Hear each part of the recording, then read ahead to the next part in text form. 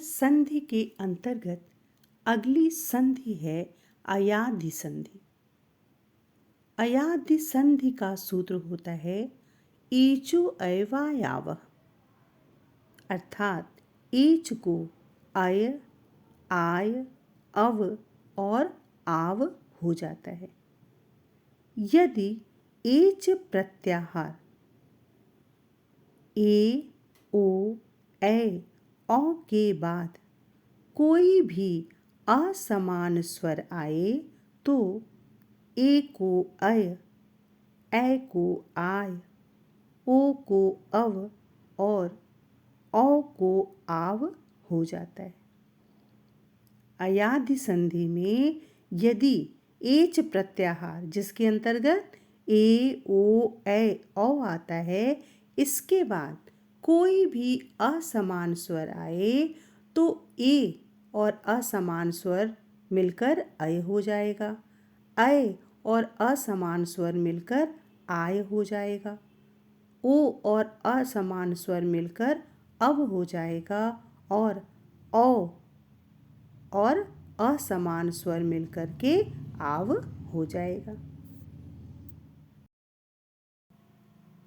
जैसे ए के बाद यदि असमान स्वर आए तो ए को अय हो जाता है।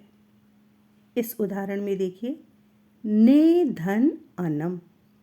ने के अंत में क्या है? ए और अनम के प्रारंभ में क्या है? अ। ए के बाद असमान स्वर है, इसलिए ए और अ मिलकर के अय हो जाएगा और बन जाएगा नयनम। इसी प्रकार शे धन अनम। शे के अंत में क्या है? ए और अनम के प्रारंभ में क्या है? अ, जो कि असमान स्वर है, इसलिए ए और अ मिल करके अय हो जाएगा और बन जाएगा शयनम। इसी तरह ए के बाद यदि असमान स्वर आए तो ए को आय हो जाता है। जैसे नय धन अकह। नय के अंत में क्या है?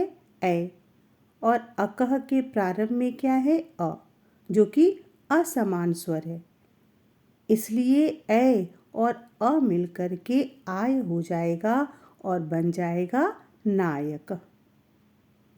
गय धन अकह। गय के अंत में क्या है? ए और अकह के प्रारंभ में क्या है? अ। अय और अ मिलकर के क्या हो गया? आय बन गया और बन जाएगा गायक। तो अयादि संधि में यदि ए के बाद असमान स्वर आया तो ए को अय, जैसे ने धन अनम नयनम, शे धन अनम शयनम।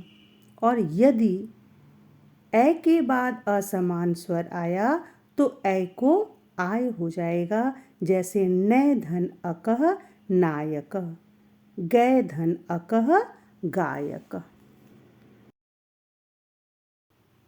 अगला उदाहरण देखिए, यदि ओ के बाद असमान स्वर आए तो ओ और असमान स्वर मिलकर के अव हो जाता है। जैसे पो धन अनम। पो के अंत में क्या है? ओ और अनम के प्रारंभ में क्या है? अ, जो कि असमान स्वर है, इसलिए ओ और अ मिलकर के अव हो गया और बन गया पवनम। इसी प्रकार भो धन अनम। भो के अंत में ओ है और अनम के प्रारंभ में अ है, ओ और अ मिलकर के अव हो गया और बन गया भवनम। यदि औ के बाद असमान स्वर आए तो औ और असमान स्वर मिलकर के आव हो जाता है। जैसे धौ धन अकह। धौ के अंत में क्या है? औ और अकह के प्रारंभ में क्या है? अ। औ और अ मिलकर के आव हो गया और बन गया धावक। पौ धन अकह। पौ के अंत में क्या है? औ और अकह के प्रारंभ में क्या है? अ। औ और अ मिलकर के आव हो गया और बन गया पावक।